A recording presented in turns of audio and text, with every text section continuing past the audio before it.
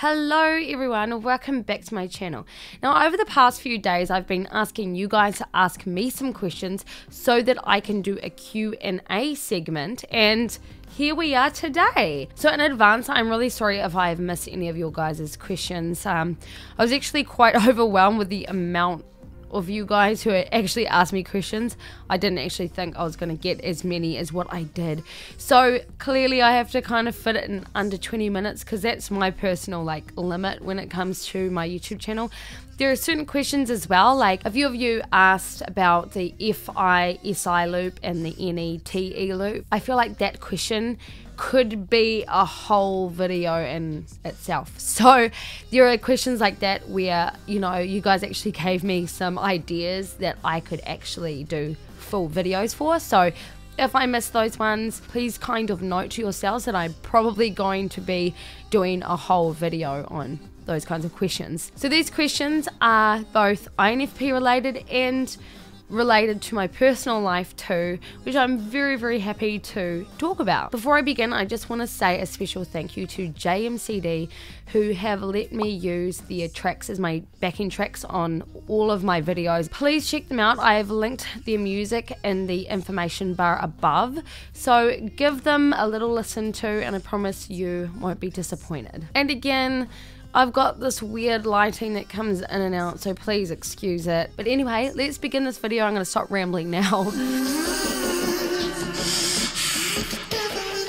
I'm about to embarrass myself through this entire video by pronouncing everyone's names wrong, and I'm really sorry in advance. Please forgive me. So let's start off with some more closed questions here to get the ball rolling, to get a little bit warmed up. So Sammy Am Love says, do you drink coffee or tea in the morning? Now I am a huge coffee drinker.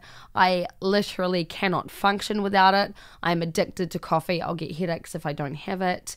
I don't usually drink tea.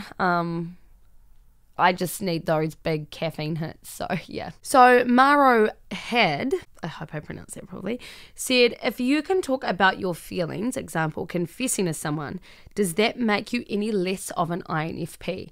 Now this, I feel, actually is a very good question, because when we think of the INFP, we think of someone who is quite reserved with their feelings. So when the INFP lets themselves be vulnerable, it's like they go into a protective mode, like when they release those feelings, it's at their absolute core, and it's a very vulnerable moment for that INFP to be able to release it. So many a times the INFP will keep those certain things to themselves. So I can absolutely understand this question as to why someone would think the INFP would be less of an INFP if they were to express their feelings without hesitation, more or less. However, I actually believe that to be able to express feelings absolutely makes someone an INFP if that's their personality type. That to be able to express your feelings doesn't make you any less of an INFP, because how we get our personality types is all about our cognitive functions and how we process the world and how we express that back out into the world.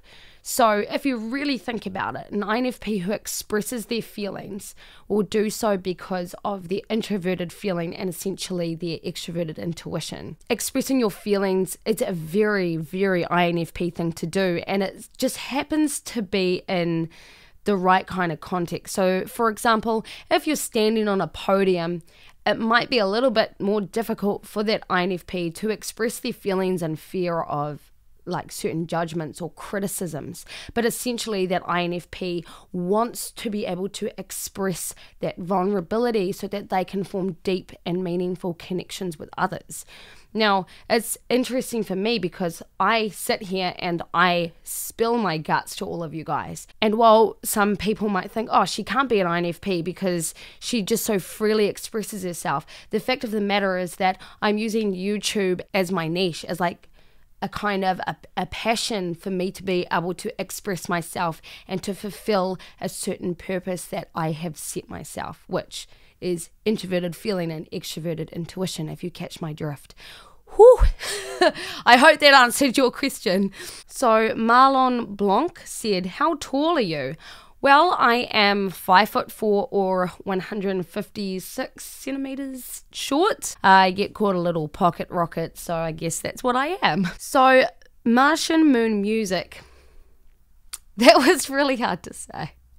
Now, I've actually connected with you on Instagram, and when I see your stories come up and stuff, I never think to pronounce your username in my head, but that was like, I think I need to read a little bit more Dr. Seuss to, get that part of my brain working. You said, what is your favourite place you've travelled to? My favourite place I've travelled to is Melbourne, Australia, and I had lived there when I was 18, and I found that Melbourne was a really great place to be an artist in.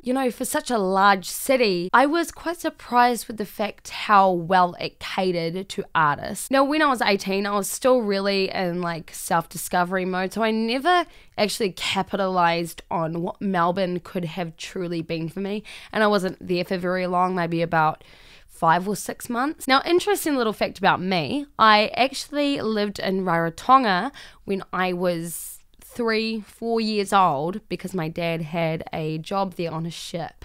And so we lived on the beach and we had mango trees and coconut trees in our backyard, and we used to go crab hunting, and surprisingly I can remember quite a bit of it. It's January the 28th or 29th, I'm not sure what day, and this is Aitutaki Island, and we've come out on the Aitutaki vessel. Here's the reef out there. We just had a swim, and we're having some lunch.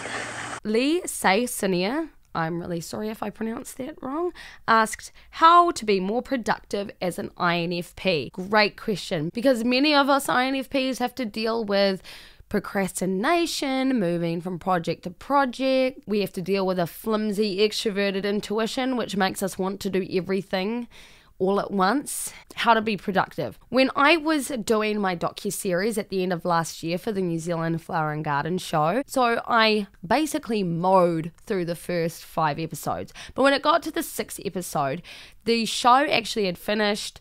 Jules' Zen Garden had won all of their awards, and there was no hype left. So I found it really difficult to finish the very last episode of the series because there was no excitement anymore. There was no oomph. I had my mind set on other things I wanted to do, but I really, really needed to finish it. It was really important that I had to finish this episode.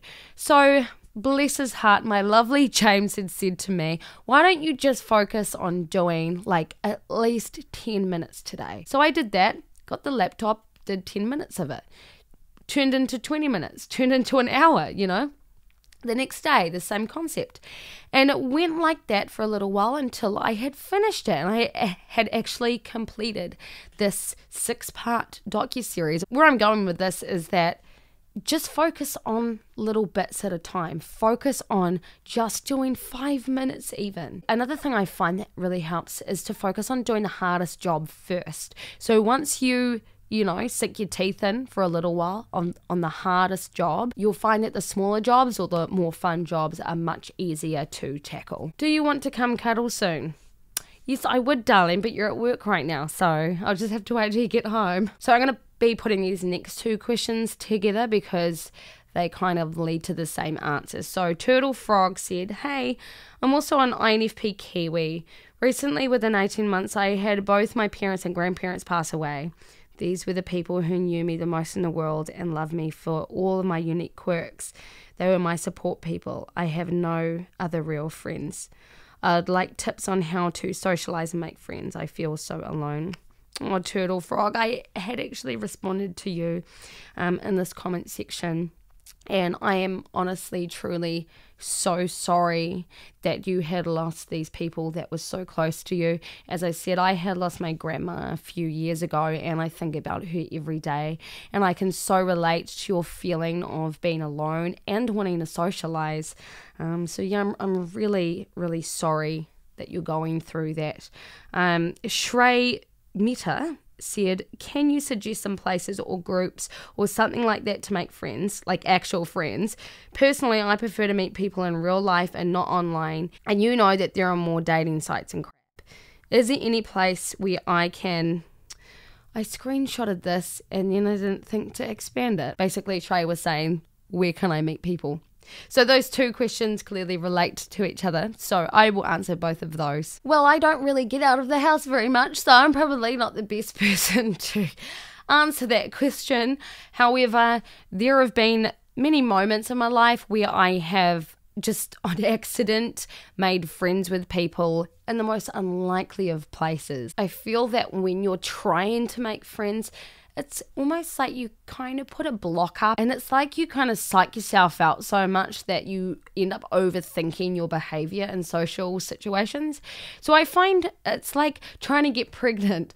When you focus on not getting pregnant, that's when it kind of happens. I suggest getting out there and doing something that you love to do. So for me, I would love to join a theatre group, or maybe like a dance class again. I'm actually like really fond of Latin dance and like belly dance and stuff. So maybe when I get back from Vegas, I might join a Latin dance group. But I want to do that just because I have a passion for it. I love to express myself. And I feel that once I'm there, maybe a friend might just naturally gravitate towards me, because I would obviously be meeting like-minded people. But I'd be there essentially first and foremost for a passion of expressing myself. So I think when you start focusing on building yourself up first and addressing yourself first and foremost at your core, that's when people are naturally going to gravitate towards you. But sorry.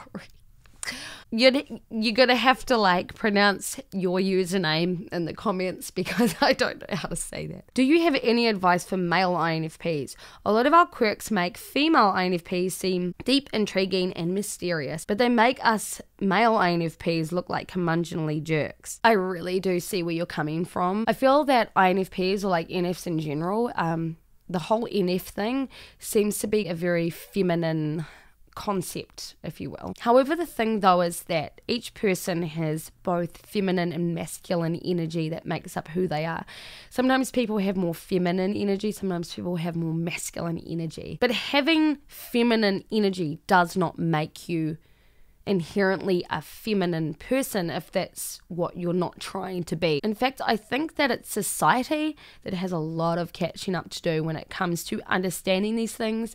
You see a lot of like famous musicians and actors, like for example Johnny Depp, he's considered to be an INFP. Kurt Cobain was considered to be an INFP, and I would call them far from like girly. In fact, Johnny Depp, especially through the 90s, was considered quite a heartthrob, and it's because these INFP male role models tend to express themselves with no apology. Like Kurt Cobain was himself, and he did not care what anyone thought of him. He could wear his heart on his sleeve, and he's like, I don't care, think what you like of me, like this is who I am. And I believe that that is such a strength, and that in its own way is quite a masculine quality. It's your INFP qualities that make you admirable as a man, and it's society that needs to kind of realize that and stop being stupid. Natalie Marie, thank you for your series of questions. I'll probably only be able to answer one just because, you know, we need to get through this video, and I realize that I'm talking a whole lot in this video. So I really love your question. If you could have another personality type for a day, which would it be? I think that's cute because it's like asking if you're a boy for the day. I would probably want to be an ENFJ, and that is because I admire the confidence of the ENFJ, but I also like that they come from a place of feeling and heart at the same time. So I almost, in a way, feel like the ENFJ is like the INFP on steroids. I just kind of feel like I need the confidence boost. So Daimon said, or Daimon, like Daimon? Hi Alex, I've been noticing that we INFPs are usually drawn to the BDSM community. I have heard that it is usually because we don't have to be in control or make decisions, and I just thought that it would be really interesting. If that's something uncomfortable for you, I also just wanted to know how to stop fantasizing and idealizing people or potential friends / partners so often and easily. Thank you. Well, I wasn't really expecting that question, if I'm completely honest, and I did not know that in your or experienced that INFPs gravitate towards BDSM. Very interesting. I personally like to be more submissive intimately. I actually have an old friend from high school who I'm pretty sure is an INFP, and I know he's into all of that stuff, so you could be onto something there. I don't know, what do all of you guys think? Could you guys let me in a little bit on your little intimate moments and your fantasies? So Katrine Grastoff said, "Hi Lex, name 3 places in the world you would love to visit and why." I'd love to visit Norway, Finland, and Japan. So I have like this little thing about Scandinavia, and that is because, well, my last name's Heg and my family is actually from Norway. So I'm quite into my family's history, and I just feel a connection to Norway in particular because of that reason. Finland seems to be a very gorgeous place, especially during autumn. I really want to see the Northern Lights. That is my long time dream. Japan, because I had many Japanese friends growing up and I was so fond of them and their culture. From what I have seen from images and from the movies, Japan just looks like a really beautiful place. So Harris Wade, how do you not let your secondary function consume you? I'm an INFP and the secondary one is extroverted intuition, and it's like the desire to keep growing and pushing myself takes over kind of and leaves me really drained. Yes, I understand that way too well. I burn myself out so fast when I just want to do everything all at once. It has actually turned me into a jack of all arts, and it's so frustrating. But how do we deal with this? Well, I don't. I try, but really it's such a learning experience for me. I do feel that I'm getting better with this kind of thing though, because when I was a lot younger, I was very sporadic and I blew in the wind a lot. So I feel like I've gotten grounded as I've gotten older, and I believe that is a strengthening of introverted sensing and extroverted thinking. So I think if you can focus on developing those 2 bottom functions, it will end up rounding you well. I know that it's really hard though, and I still struggle with it all the time because I just can't seem to stick to one thing. But as I said, I have just gotten more grounded and realistic, and I just hope to keep going in that trend. So Pence of Fine, you have asked me heaps of questions there. Thank you so much. I'm probably only going to be able to answer a couple of them, even though I'd love to answer all of them.